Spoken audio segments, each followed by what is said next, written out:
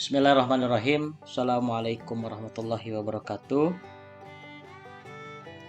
Alhamdulillahilladzi arsala rasulahu bil huda wa dinil haq yuzhirahu ala dini kullihi wa kafa billahi syahida. Asyhadu an la ilaha illallah wahdahu la syarikalah wa asyhadu anna Muhammadan abduhu wa rasuluhu alladzi la nabiyya ba'da amma ba'd. Teman-teman sekalian, alhamdulillah, puji dan syukur marilah kita sama-sama panjatkan kehadirat Allah Subhanahu wa taala atas kudrah dan irodahnya kita pada kesempatan yang berbahagia ini bisa kembali bersua, kembali bertatap maya untuk sama-sama melanjutkan perkuliahan. Kali ini kita menginjak di pertemuan ke-7 untuk mata kuliah ilmu pendidikan Islam. Materi atau tema yang akan kita sama-sama diskusikan yakni tentang pendidik dalam pendidikan Islam. Kemarin kita sudah membahas berkaitan dengan bagaimana tujuan dari pendidikan Islam. Sudah dibahas pula kaitan dengan bagaimana perumusan dari tujuan pendidikan atau ke lingkup terkecilnya sampai tujuan pembelajaran kalian sebagai calon guru PAI yang mesti berorientasi kepada penerapan atau berorientasi kepada peserta didik sebagai hamba Allah Subhanahu wa taala yang memegang teguh prinsip tauhidullah. Nah, kali ini kita akan berdiskusi kaitan dengan pendidik, guru, atau dalam istilah lain nanti kita akan bahas ada istilah murabi, kemudian istilah muallim, ada muadib, ada mudarris dan mursyid. Yang masing-masing ini memiliki makna yang satu sama lain berbeda, namun memiliki tujuan atau benang merah yang sama. Jadi di antara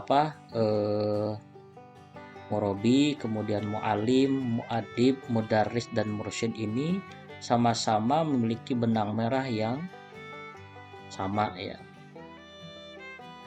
Yakni ini berbicara berkaitan dengan orang yang berkecimpung, dalam dunia pendidikan.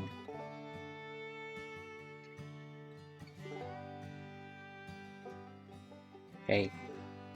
Nanti kita akan coba berbicara mengenai masing-masing dari kelima derivasi istilah yang berkaitan dengan pendidik dalam pendidikan Islam.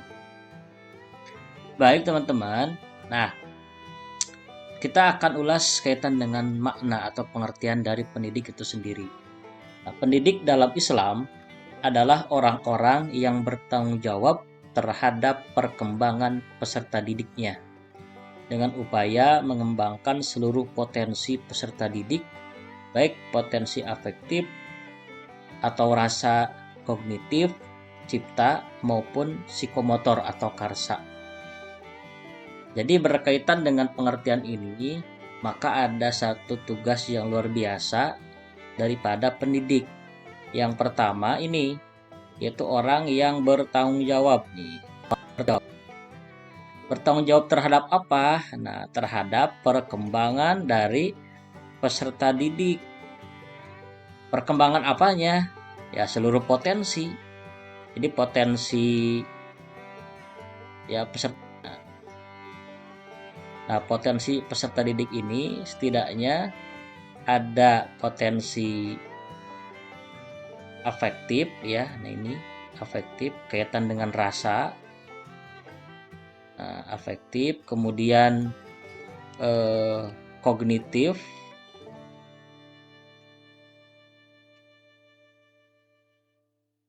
nah berkaitan dengan cipta dan juga psikomotorik, dan juga psikomotor.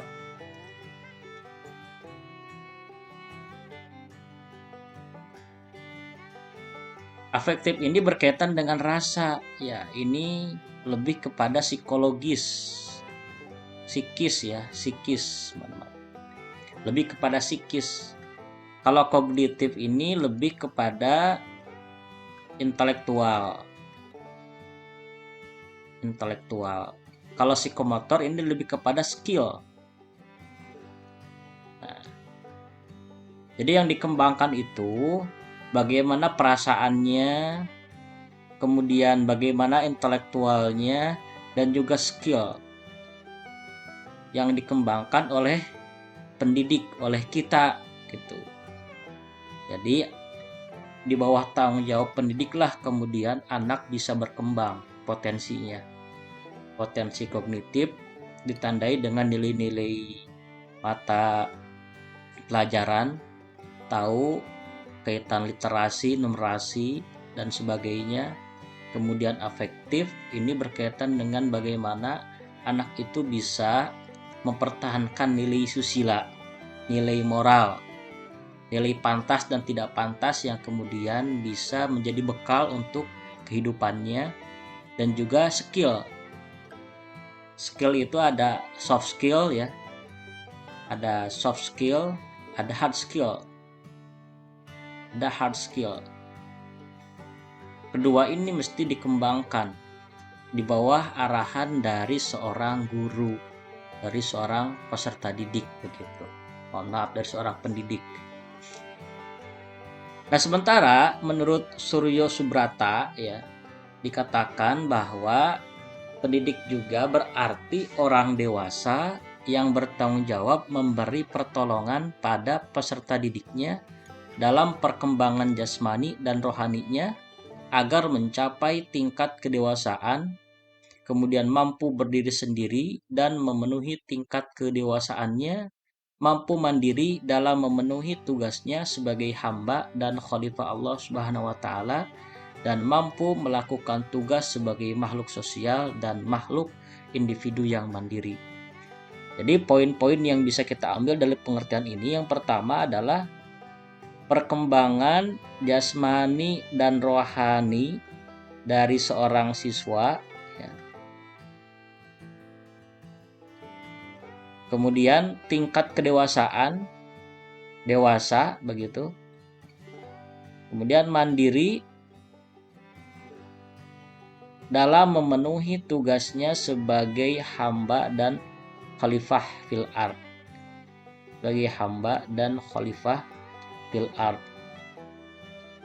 Kemudian bisa melakukan tugasnya sebagai makhluk sosial dan juga makhluk individu.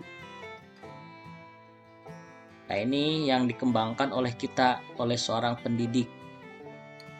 Jadi bukan hanya jadi kan unsur manusia itu kan ada jasmani, ada rohani, satu lagi sebetulnya ada nafsani. Ketiga ini kemudian dikembangkan oleh seorang guru ya. Anak itu kemudian selain mengembangkan ini, anak itu kemudian bisa dewasa. Dewasa dalam hal apa? Dewasa dalam hal memenuhi tugas sebagai hamba dan khalifah. Kemudian si anak ini bisa memenuhi tugas sebagai makhluk sosial dan juga individual. Nah, tiga aspek ini, tiga koridor ini yang kemudian menjadi tugas tanggung jawab dari seorang pendidik. Bagaimana anak itu bisa dewasa, bisa mengembangkan jasmaninya dan rohaninya, dan juga bisa memposisikan dirinya sebagai makhluk sosial dan sebagai makhluk individual. Makhluk yang bermasyarakat, makhluk yang individual itu artinya bertanggung jawab atas dirinya sendiri. Bisa menempatkan posisi sendiri di masyarakat begitu. Sehingga tidak menjadi orang-orang yang malah menjadi sampah masyarakat. Nah, kemudian teman-teman, pendidik yang pertama dan utama adalah keluarga. Jelas bahwa pendidik yang pertama dan utama adalah keluarga. Nah, keluarga nih. Makanya tugas dari keluarga itu sebagaimana surat At-Tahrim ayat 6. A'udzubillahi minasyaitonirrajim. Ya ayyuhalladzina amanu qu anfusakum wa ahlikum naro. Wahai orang-orang yang beriman, jagalah oleh kamu sekalian diri kalian dan keluarga kalian dari api neraka. Waquduhan nasu wal hijaroh, yang bahan bakarnya adalah manusia dan batu-batu. Alaiha malaikatun giladun shidadun, di dalamnya ada malaikat yang keras lagi tegas. La ya'sunallaha ma amarohum, tidak pernah maksiat terhadap apa yang Allah perintahkan. Wa yaf'aluna ma yu'marun, dan senantiasa melaksanakan apa yang diperintahkan. Berdasarkan ayat ini, maka jelas bahwa yang memiliki tugas untuk menjaga keluarga adalah kamu orang beriman.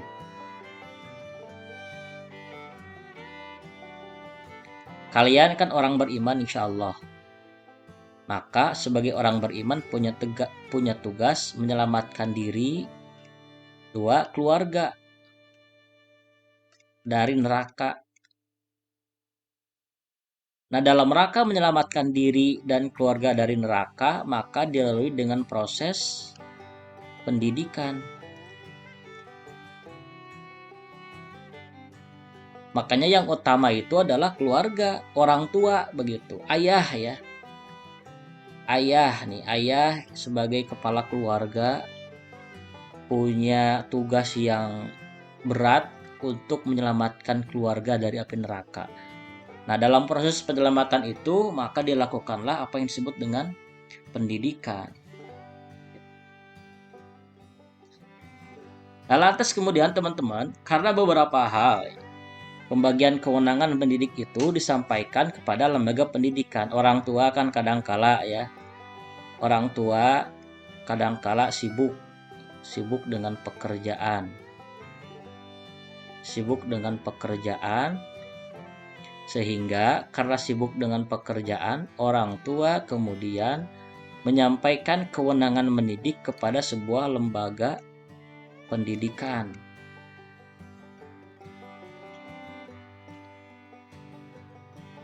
Lembaga pendidikan itu ada yang di bawah dinas, ada yang di bawah Kemenag, yang formal utamanya ya. Kalau dinas itu TK, SD, SMP, SMA.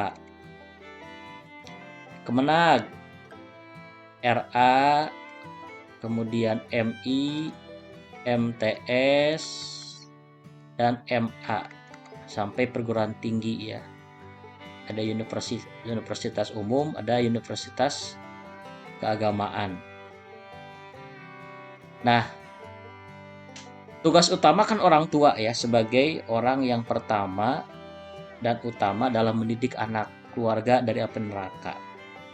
Nah, karena mungkin sibuk dengan pekerjaan, sibuk dengan hal-hal lain, sibuk dengan kewajiban-kewajiban lain, maka kewenangannya dilimpahkan sebagian kepada lembaga pendidikan. Nah, lembaga pendidikan ini membagi kekuasaannya kepada para subjek pendidikan. Ada guru kan di dalamnya, ada tenaga kependidikan sebagai administrator. Nah, oleh karenanya antara orang tua dan guru atau pendidik ini memiliki tugas yang sama dalam rangka upaya untuk bagaimana anak itu selamat dari neraka ya. Api neraka ini yang paling kunci, sebagaimana surat At-Tahrim ayat 6 tadi. Makanya luar biasa mulia sebetulnya peran dan tugas seorang pendidik, yang bukan hanya memintarkan, tetapi punya nilai transendental bagaimana si guru itu bisa menyelamatkan peserta didiknya dari neraka. Tetapi tidak sedikit ya, dalam beberapa keterangan disampaikan bahwa naudzubillah ketika ada guru yang menyaksikan muridnya di neraka atau sebaliknya. Nah, mudah-mudahan kalian dan kita semua dengan peserta didiknya bisa saling memberikan afiat, memberikan istilahnya, supaya kita sama-sama bisa di surganya Allah Subhanahu wa taala. Nah, kemudian kedudukan pendidik dalam pendidikan Islam. Karena yang tadi Bapak sampaikan, peran pendidik itu yang sangat luar biasa, maka kedudukan pendidik itu yang pertama adalah sebagai spiritual father.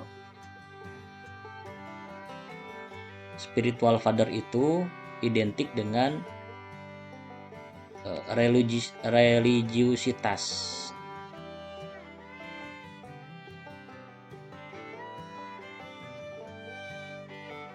Sebagai panutan, ya. Sebagai panutan dalam ibadah. Gitu. Dalam istilah lain dikatakan bahwa yang dimaksud dengan spiritual father itu bapak rohani ya, yang memberikan santapan jiwa dengan ilmu, pembinaan akhlak mulia, dan meluruskan perilakunya yang buruk. Jadi ini yang berkaitan dengan spiritualitas anak. Jadi yang membekali anak dengan akhlak, kemudian jiwanya ditenangkan oleh siapa? Oleh pendidik. Makanya ini disebut dengan spiritual father. Nah, yang kedua ada great individuals. Nah, kalau great individuals ini berkaitan dengan, bahkan Al-Ghazali pernah menukil ya beberapa hadis tentang keutamaan seorang pendidik. Nah, Al-Ghazali berkesimpulan bahwa pendidik disebut sebagai orang yang besar, great individuals, yang aktivitasnya lebih baik daripada ibadah setahun. Jadi memang ini great individual itu berkaitan dengan aktivitasnya yang luar biasa.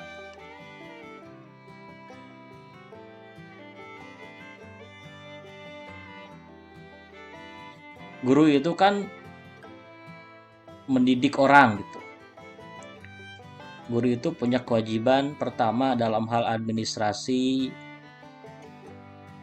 dalam hal pedagogis, kemudian sosial, kemudian kepribadian. Semua dipegang oleh guru. Administrasi mesti rapi, kemampuan mengajar mesti sesuai dengan kondisi anak.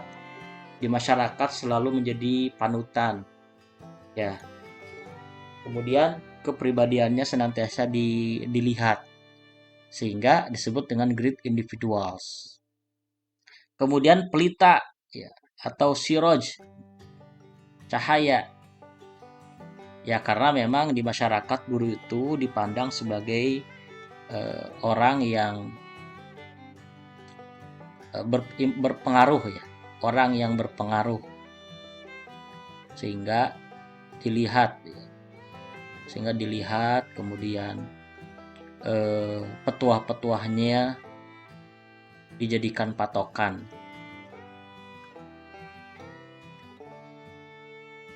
Dan juga mencerahkan. Nah, inilah diantara kedudukan guru itu. Yang pertama dikatakan sebagai spiritual father dalam hal religiusitas anak, pengembangannya melalui didikan ibadah, kemudian akhlak, jiwanya ditenangkan. Kemudian disebut juga great individuals karena aktivitasnya yang luar biasa, dan juga pelita yang berpengaruh di kalangan masyarakat begitu. Nah, kemudian teman-teman, dikatakan menurut Imam Al-Ghazali bahwa tugas pendidik yang utama itu adalah menyempurnakan, membersihkan, menyucikan, serta membawa hati manusia untuk mendekatkan diri atau taqarrub kepada Allah Subhanahu wa taala. Jadi intinya tadi taqarrub kepada Allah Subhanahu wa taala ya.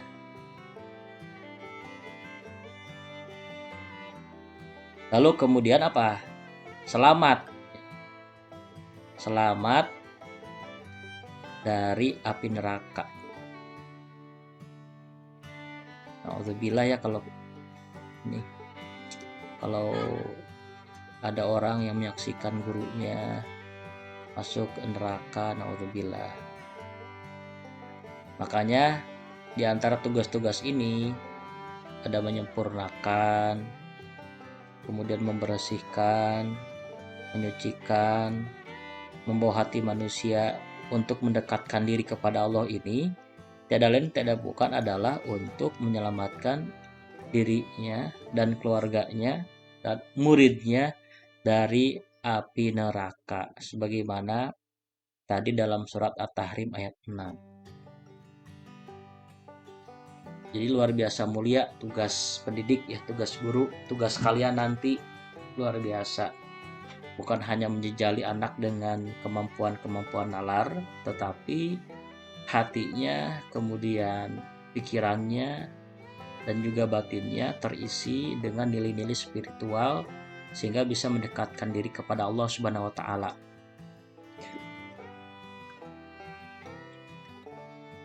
Nah, kemudian kita bahas tugas pendidik dalam pendidikan Islam. Nah, di antara tugas-tugas pendidik itu dalam pendidikan Islam dikatakan yang pertama sebagai transfer of knowledge, punya peran sebagai transfer of knowledge, artinya mendistribusikan dalam tanda kutip ya ilmu. Dalam bahasa sederhana dikatakan menyampaikan ilmu.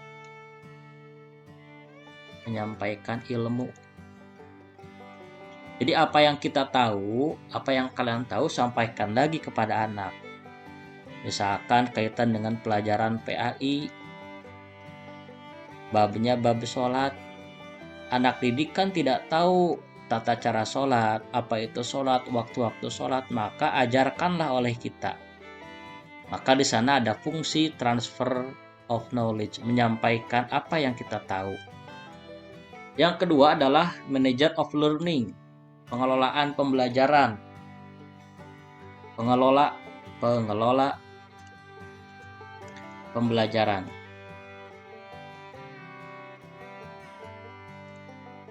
Kenapa disebut pengelola pembelajaran? Ya karena sebagai guru itu terbatas dimensi ruang dan waktu sebetulnya.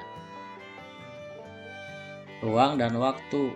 Ruangnya di sekolah, waktunya mungkin dari pukul 7 sampai pukul 14.30. Kalau SMP, SD kelas 1, 2, 3 itu mungkin sampai jam 2 paling lama. Sampai jam 2. Nah, karena terbatas ruang dan waktu, maka mesti dikelola. Dari sisi manajemen waktu, dari sisi waktunya dikelola oleh kita. Kemudian dari sisi manajemen metodologi pengajarannya mesti dikelola oleh kita sehingga bisa tersampaikan dengan baik begitu. Nah, tugas yang lain adalah director of learning, pengarah. Ya, pengarah. Ini pengarah, fasilitator untuk mengembangkan potensi anak.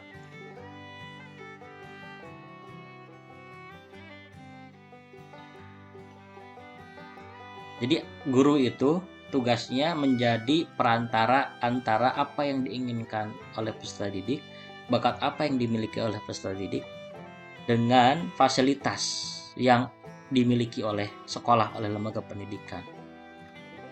Kemudian yang keempat dikatakan planner of future society, perencana masa depan. berencana masa depan.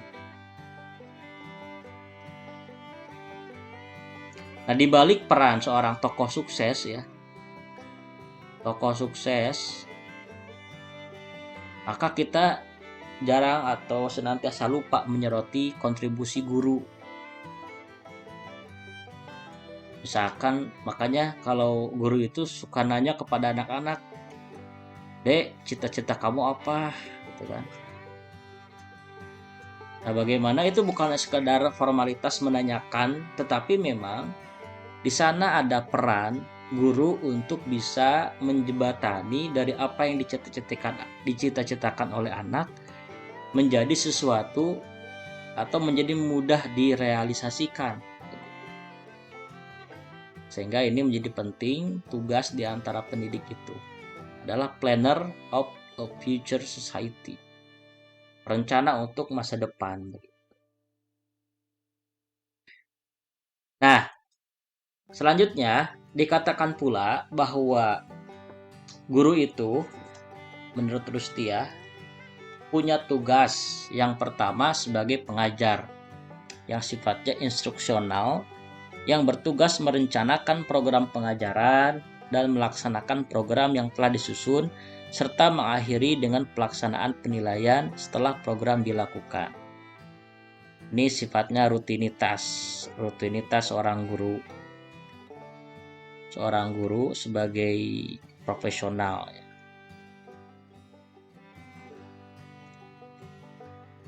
Ya, ada RPP dibuat kan. RPP dibuat, di dalamnya kan ada rencana, ada program, termasuk di dalamnya ada evaluasi. Nah, guru itu mengacu kepada RPP gitu. Ini kaitan dengan instruksional sebagai pengajar. Kemudian sebagai pendidik atau edukator, yaitu yang mengarahkan peserta didik pada tingkat kedewasaan dan kepribadian kamil, seiring dengan tujuan Allah menciptakannya. Nah, kalau pengajar ini lebih kepada administratif, instruksional, rutinitas seorang guru secara profesional.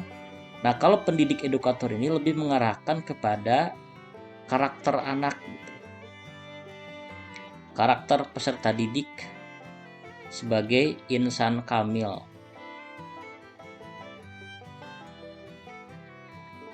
Insan kamil ini konotasinya adalah seorang hamba yang taat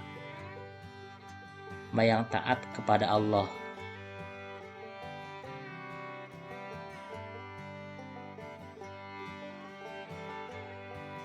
Ada instruksional, hanya sekedar profesional, rutinitas harian biasa. Kemudian sebagai pendidik atau edukator ini lebih kepada menumbuhkan karakter peserta didik, begitu. Nah, yang ketiga, tugas pendidik adalah sebagai pemimpin atau manajerial, yang memimpin, mengendalikan kepada diri sendiri, peserta didik, dan masyarakat yang terkait terhadap berbagai masalah yang menyangkut upaya pengarahan, pengawasan, pengorganisasian, pengontrolan, dan partisipasi atas program pendidikan yang dilakukan. Ya, ini pendidik pemimpin untuk dirinya dan juga peserta didik. Yang namanya pemimpin pasti bakal ditanya oleh peserta didik. Peserta didik ini punya masalah, pasti bertanya kepada guru.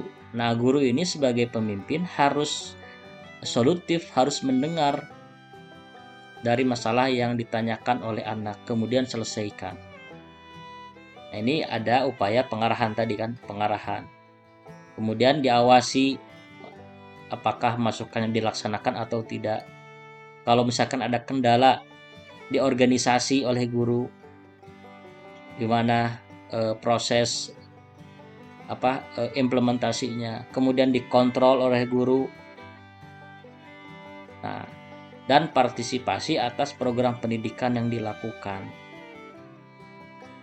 Nah, ini diantara tugas secara garis besar, tugas Guru itu ya satu sebagai pengajar, mengajarkan dengan bahan-bahan yang sudah diramu, dirancang, kemudian disimpan di RPP.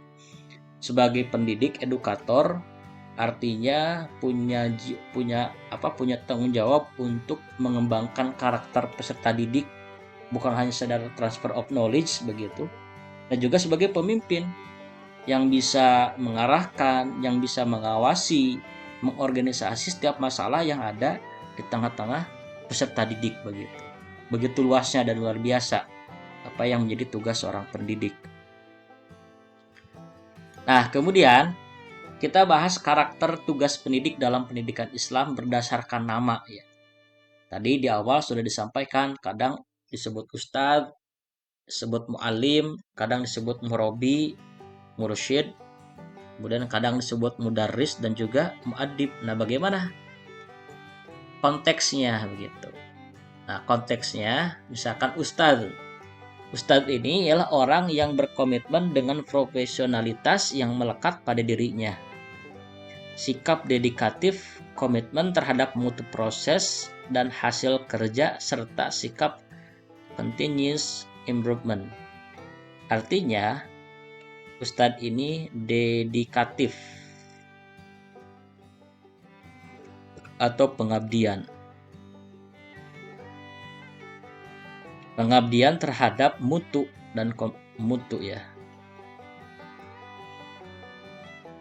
Ini disebut ustadz. Yang kedua mu'alim. Kalau mu'alim ini orang yang menguasai ilmu dan mampu mengembangkan serta menjelaskan fungsinya dalam kehidupan.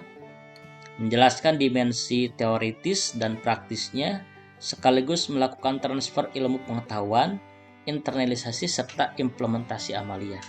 Nah, kalau mu'alim ini orang yang memiliki ilmu,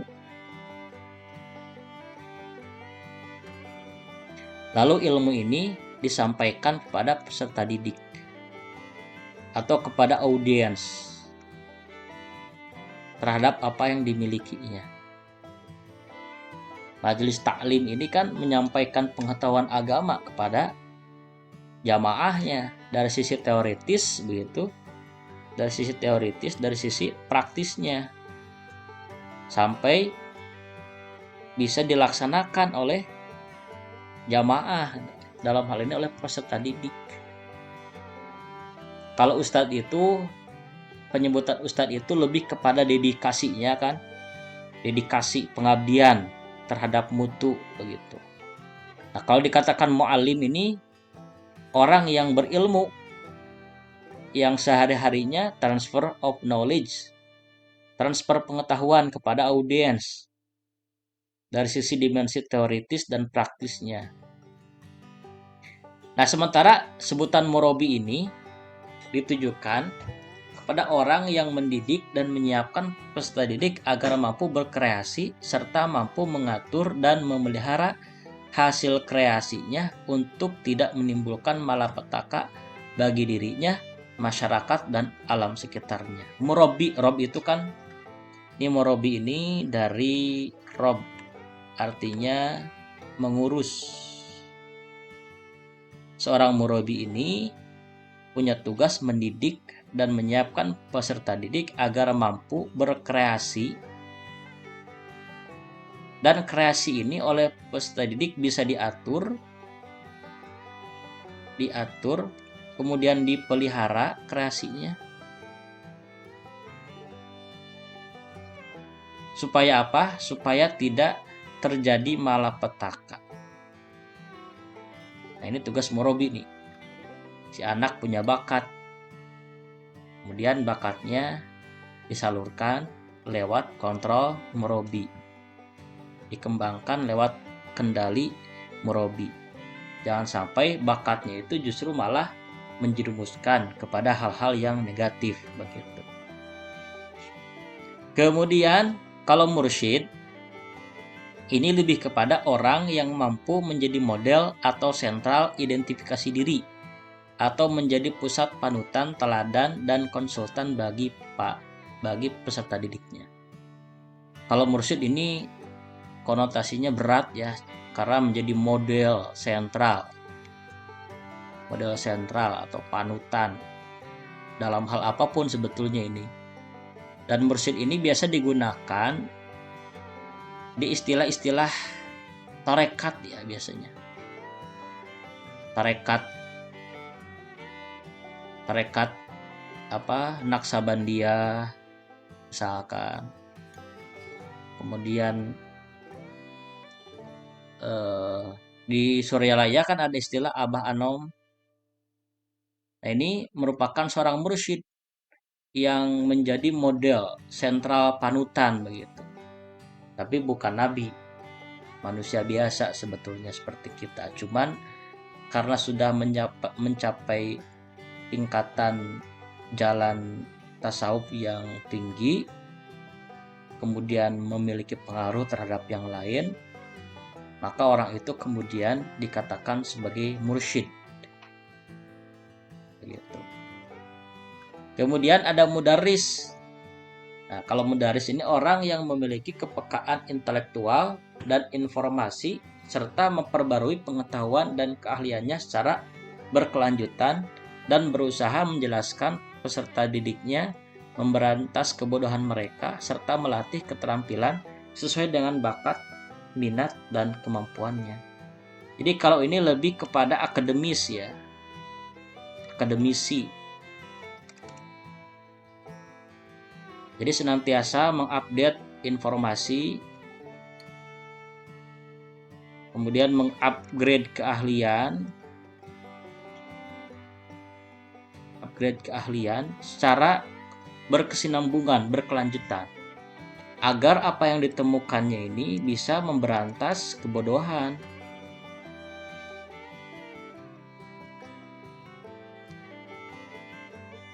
Gitu. Bisa melatih juga. Nah, ini lebih kepada akademisi ya. Nah, kalau muadib ini orang yang mampu menyiapkan peserta didik untuk bertanggung jawab dalam membangun peradaban yang berkualitas di masa depan. Muadib ini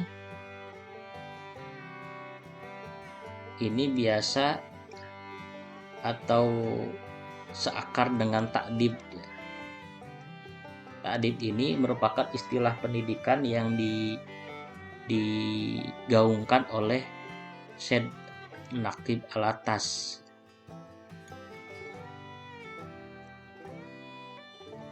Ini seorang cendekiawan muslim yang lahir di Indonesia, tepatnya di Bogor kalau tidak salah. Dia ini pernah menyatakan dalam sebuah konferensi internasional di Mekah tahun 77 bahwa permasalahan di dunia pendidikan saat ini adalah loss of adab. Loss of adab, hilangnya adab di tengah-tengah masyarakat, di tengah-tengah para siswa, para santri, hilangnya adab. Maka tugas dari seorang guru itu adalah bagaimana adab santri, adab siswa itu bisa terpelihara, bisa sesuai dengan koridor dari syariat Islam. Makanya dari adab ini, dari sikap perilaku, kemudian karakter Islami yang dimiliki oleh seorang siswa itu yang kemudian akan membangun peradaban yang berkualitas di masa depan.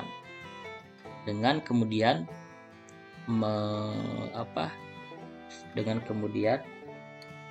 membenahi adab dari peserta didik gitu, dibenahi.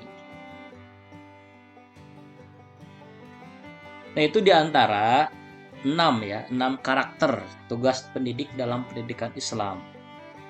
Nah, idealnya kita masuk semuanya sebagai mursyid, mudarris, muadib, kemudian ustadz, muallim, murabi.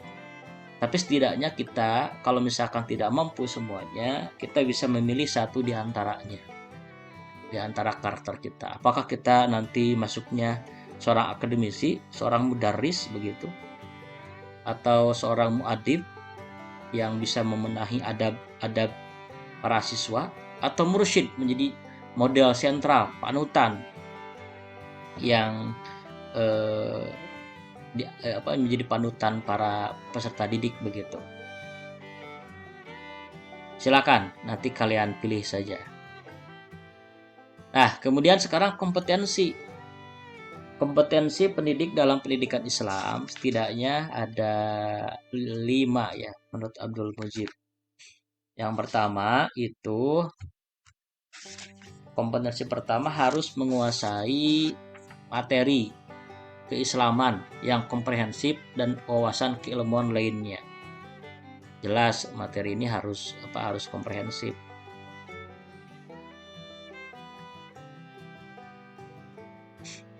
Sebentar.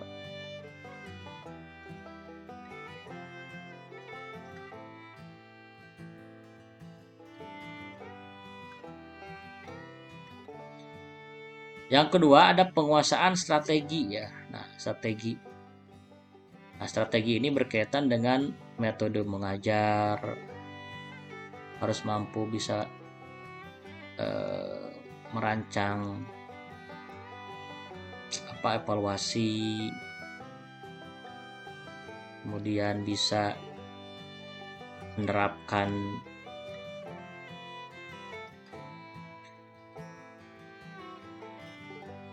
metode dalam berbagai karakter anak gitu kan, dan sebagainya. Kemudian penguasaan ilmu-ilmu kependidikanan, didaktik metodik.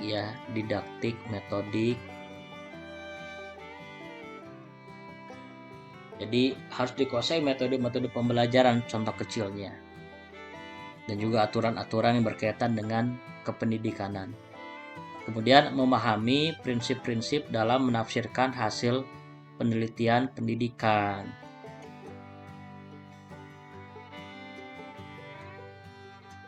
Jadi seorang guru itu, pendidik itu tidak boleh statis ya, mesti dinamis terhadap perkembangan yang ada.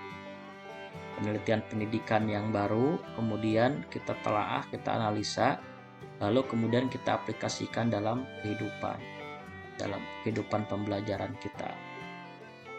Kemudian memiliki kepekaan terhadap informasi secara langsung atau tidak, melek terhadap informasi, ya. Jangan kuulun, harus up to date ya. Update informasi begitu. Jangan sampai masalah yang sedang ramai ini apa begitu, kemudian dikaitkan dengan pembelajaran yang sekarang, sehingga anak tidak terpengaruh negatif terhadap pemberitaan yang sedang hangat-hangatnya begitu. Misalkan yang sekarang hangat apa, misalkan gitu. Kemudian kaitkan dengan pembelajaran yang sedang dilakukan saat ini. Nah, yang paling utama ini yang pertama nih, penguasaan materi keislaman yang komprehensif.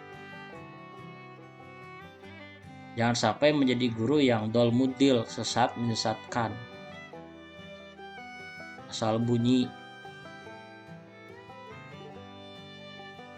Harus paham. Makanya kuncinya kita ini harus banyak baca. Apalagi sebagai seorang mahasiswa ya teman-teman. Nah kemudian, Rasulullah sebagai pendidik terbaik. Kenapa kemudian Rasulullah sebagai pendidik terbaik? Dilihat dari kepribadiannya, kepedulian terhadap masalah, dan semangat dan tajam dengan Iqra bismi rabbikal ladzi khalaq. Kepribadiannya bagaimana? Mulia, agung. Kalau kita baca sejarah bagaimana Rasulullah diludahi oleh orang ketika dakwah, dilempar batu, kemudian segala bentuk ancaman Nabi terima, tetapi Nabi hadapi dengan sabar. Bahkan dikatakan ketika orang yang sering meludahi melempari dengan batu tidak ada, Nabi kemudian merasa kehilangan. Kemana orang yang biasa meludah itu? Ternyata sakit, dan Nabi menjadi orang pertama yang menjenguknya. Luar biasa. Ini karena pribadi yang agung ini, Rasulullah ini dikatakan sebagai orang pertama yang paling berpengaruh.